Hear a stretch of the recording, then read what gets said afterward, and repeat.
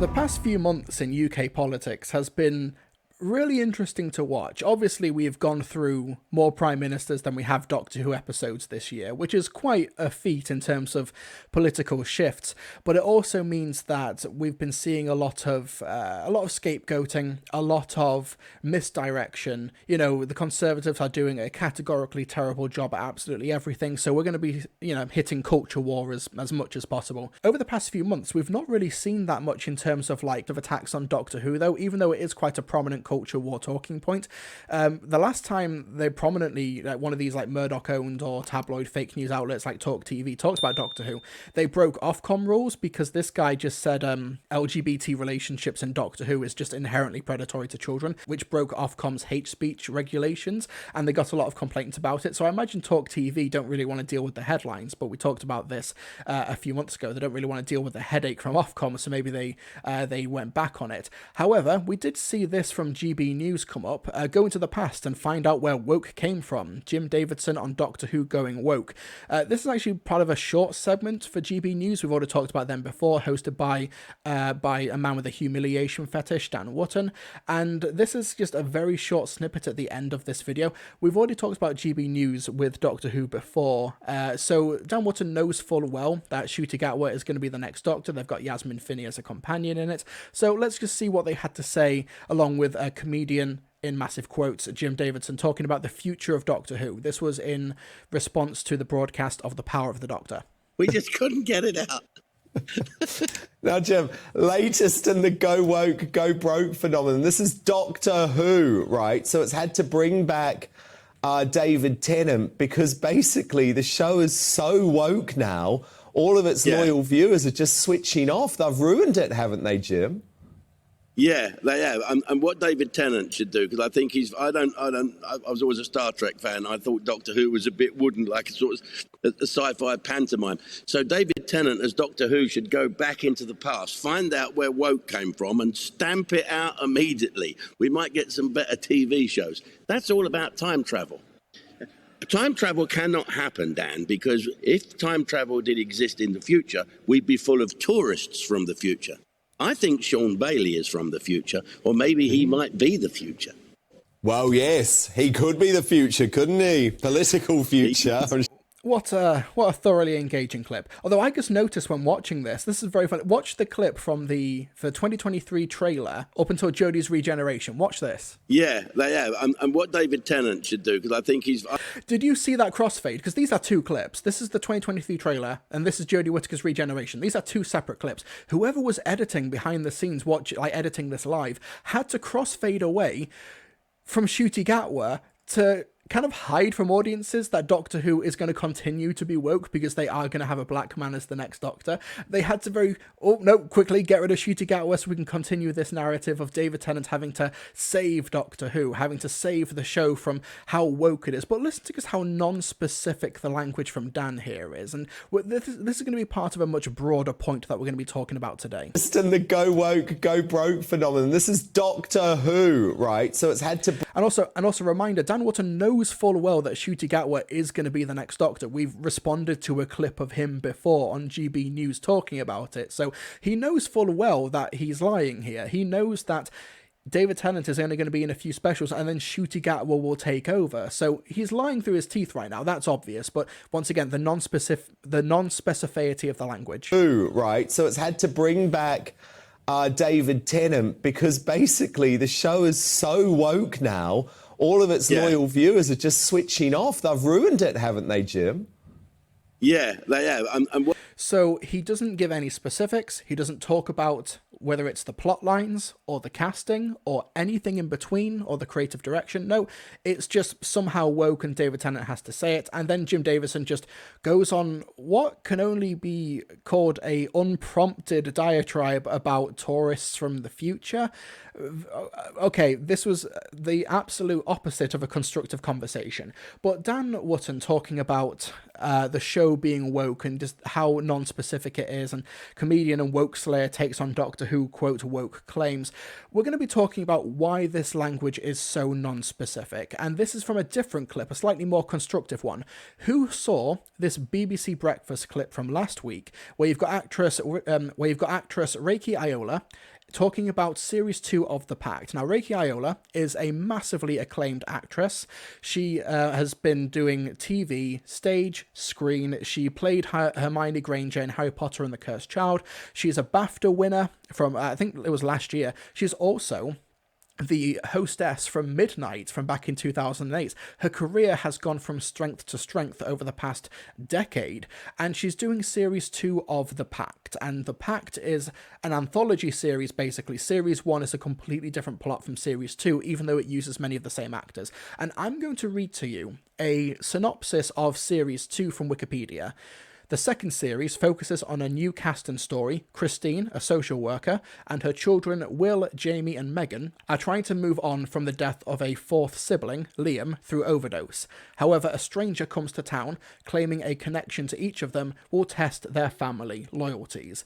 Now, does this plot synopsis in any way read to you as woke? Does it read to you like, is there mention of climate change? Is there like, are one of the kids like a secret politician? Is any of them trans or gay? Or they could be, but nothing here is mentioned through the synopsis. So this is like a brand new cast of characters, a brand new story. This isn't an adaptation of anything. This is basically just what you'd expect from a BBC drama. Christine, social worker, getting over a death of a child, and then there's some strange person, there's crime, there's punishment, I presume. Stars Reiki Iola. But, however, this series has had a little bit of a backlash recently because it's accused of going woke. And woke in this context means a black family in Wales. That is honestly the beginning and the end of this. And what you've got here on BBC Breakfast, she's been interviewed here by Victoria Fritz. And Victoria, towards the end of the chat, decides to ask this question. Some people who will see this and they'll say that this is a woke version of a Welsh family. I can see you rolling your eyes. Tell me. If anybody wants to say that to me, what I would say first is explain what you mean by woke, and then we can have the conversation. If you can't explain it, don't hand me that word. Don't use a word you cannot describe. Because you don't know what you mean. Or maybe you know exactly what you mean and you're afraid to say what you mean. So let's have that conversation. Not even afraid, you daren't. Do you know what I mean? I do. Sit there and tell me what you mean by woke, and then we can talk about whether this show is woke or not, because then I will introduce you to a family just like this one. So are you saying they don't exist when they clearly do? Are you saying that they're not allowed to exist? What do you mean by that? Let's have a proper conversation. Don't throw words around willy-nilly when you're not afraid to say exactly what you mean. If you don't know, please be quiet because you are incredibly boring. Absolutely. Reiki telling us how it is. Reiki, thank you. I hate the wormy way that Victoria Fritz tries to get out of that. Or just saying it how she did not expect such a remotely thoughtful answer to such a fucking thoughtless question. And honestly, shame on her and the BBC Breakfast producers for putting that in her notes to ask. Honestly, and I'm aware that this is going to sound a little bit extreme, but in terms of just this conversation, she might as well have just said the N-word to her. Not in terms of its actual cultural application, but in terms of the actual brass tacks logistics of the answer. Because the reason why the pact is being considered woke in this sense is because it's a black family from Wales. There have been some concerns and some criticisms about this series being woke because it has a black cast in it. Do you have anything to respond to that? It's screwed up that question, that the rhetoric in this country, conservatives have dragged us down to such a subterraneous level in terms of our cultural discourse, that this is a question that can be asked to somebody like Reiki Iola, who has an incredibly accomplished and acclaimed career on stage and screen, who's literally won a BAFTA last year, who is in a critically acclaimed role. And what Victoria Fritz decides to ask her is, maybe black people shouldn't be on TV. Would you like to respond? And Reiki Iola just completely slams her down with such a thoughtful response to a thoughtless question. And the bit that kind of got me the most is when she was saying in her answer, firstly, explain what you mean by woke, but also either you do not know what it means, why, in that case, why are you using a word that you cannot define, or you do know what it means, but you daren't say it. You daren't explain what you actually mean. You daren't explain this dog whistle. And that's such a brilliant response to this question. And this even happened to me recently. I got a comment on my video to conservatives molting and getting astonishingly upset at a black man appearing on their TV. I got a comment from somebody called Owen Joseph, saying, if Doctor Who stays woke, it's finished as Saturday night TV. And I responded, how is it woke? What do you mean by woke? Owen says, if you've sat through Chibnall's era and you're asking these questions, then good day to you. Wait, you can't even provide basic clarification? Not if your own senses can't. And then I basically stole Reiki's line here. But what do you mean by woke? I asked you to define the word and you won't, which means either you can't define it, so why use a word you don't know the meaning of, or B, you know what it means, but understand that explaining it will make you look bad. Why would defining it make me look bad? Why else won't you define it? Define it. Maybe I don't take orders from a jumped up little narcissist. And then, yeah, he's gone straight from the ad hom. He's massively on the defensive, even though he came in here with the word woke. And I think that's the best way to sort of approach these topics. I don't think go into a conversation saying, what is woke? Explain woke. Only mention that question. Only say it if woke is brought to you. If Dan Wootton decides to go on GB News and say, Doctor Who has gone way too woke, ask him to define what woke is. And you'll find that they either can't or they won't, because woke in this context with Dan Wootton is there's women in it, there's gays in it, there's black people in it, and that has ruined the show. It is a dog whistle at this point, where woke is a word that has become so malleable, it is a word that has become so, acceptable in the public conversation that you can literally just bring on a black actress and ask her whether or not black people should be on TV, but it's framed as a respectable question by Victoria Fritz because she cushions it with the dog whistle woke. And because she said the word woke, this is now framed, at least from Victoria and the BBC's perspective, as should black Welsh families, be allowed on TV? It's such a fucking disgraceful question to ask. And like I said, Reiki's got a massively acclaimed career, but it wouldn't even matter if she was a brand new up-and-coming actress or not. The fact that she is asked on BBC Breakfast at 9 a.m. in the morning, should black people be on TV, is fucking appalling. It is genuinely a dereliction of duty from a British broadcaster, a public service broadcaster, and we should expect more from the BBC. It is genuinely, absolutely fucking depraved. And I honestly cannot believe that this moment was allowed to air, was allowed to happen, was allowed to get this far, that her notepad in front of her was allowed to have that note of, there have been some criticisms about, whether or not this show is woke or not. And then at the end, Victoria has the fucking tenacity to end the interview with this. Oh, please be quiet because you are incredibly boring. Absolutely. Reiki telling us how it is. Reiki telling us she doesn't even make eye contact with her. She's looking down at her notes. She has nothing. She was expecting maybe some drama. She was expecting maybe some conflict on the sofa in the morning. Whereas whether or not black people should be on TV or exist in media or anything is not something that should be up for debate.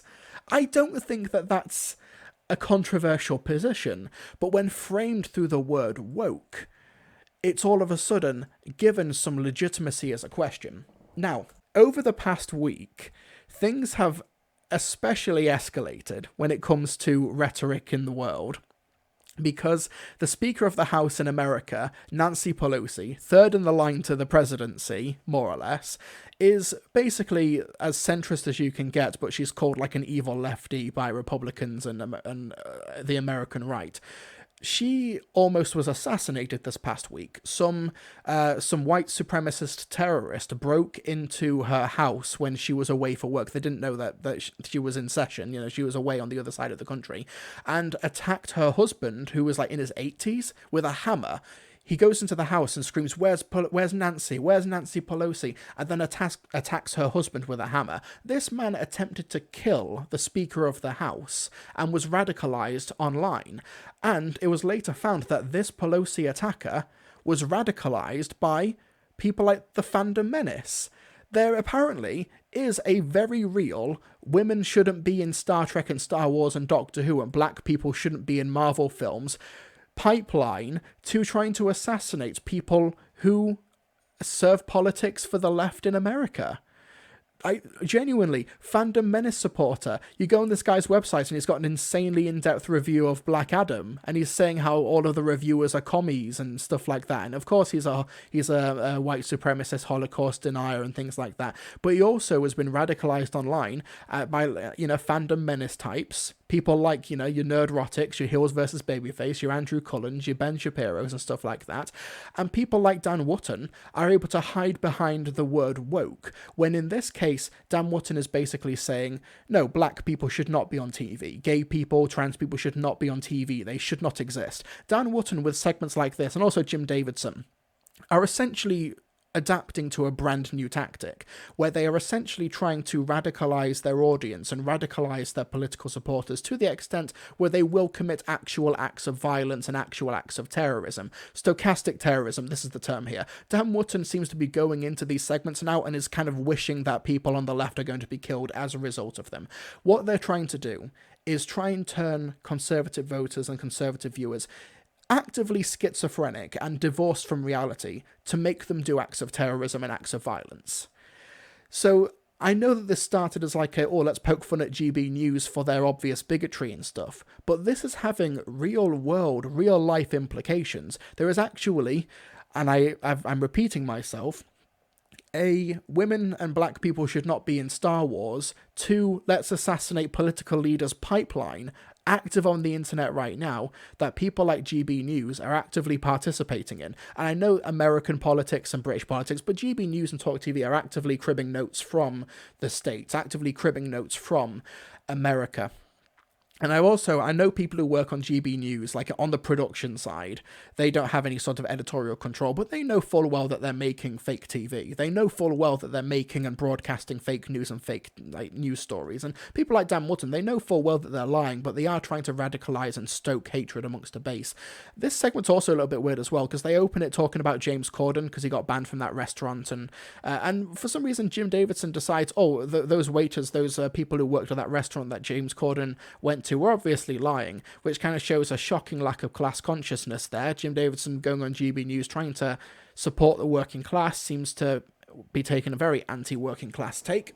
But yeah, it's a scary time, and people like Dan Wootton and GB News are using things like Doctor Who to try and claim that the lefties and the woke are making things worse, but without defining any of the terms. They are skirting just at the line of plausible deniability. But if I ever speak to Dan Wootton, I'd be like, what is woke about the current era? Have you watched the show? Can you name any specifics? What is woke about it? And then you can have the conversation. But whether it's GB News or, God forbid, just BBC Breakfast, this rhetoric is getting increasingly normalised. And when you've got David Tennant, who's going to be the next Doctor, they're not going to be happy with that, obviously, because they're going to find things to be upset about in the next era of the show. They're going to be complaining about Yasmin Finney. They're going to be complaining about Neil Patrick Harris. We even talked about that response. Actually, I don't know if we did it on live stream, but I showed the clip on Twitter of Mecha Random, who was calling Neil Patrick Harris a diversity hire just because he's gay. Neil Patrick Harris, who has literally got a career spanning 30 years. It's mad, and he's like a Tony and Grammy and Emmy award winner, but no, people just see his sexuality and just think he's a diversity hire just because he's gay. That is the level of discourse that we have been that we've been pulled down to. It is below the bar. It is subterraneous. It is utterly absurd. But as we need to be prepared for these conversations, because as things get worse over the next few years with a Conservative government, as inflation spikes, as as things get more expensive, as these crises get even more out of hand, they're going to need more and more scapegoats. They're going to need more distractions. They're going to be relying more and more on culture war issues. And unfortunately, people like Reiki Iola are going to be the collateral damage for this. People like Nancy Pelosi and her husband. Nancy Pelosi, I do not like her as a politician, but obviously I do not wish violence against her. I think she should be out of the Speaker of the House position, and somebody way more progressive should be in that position.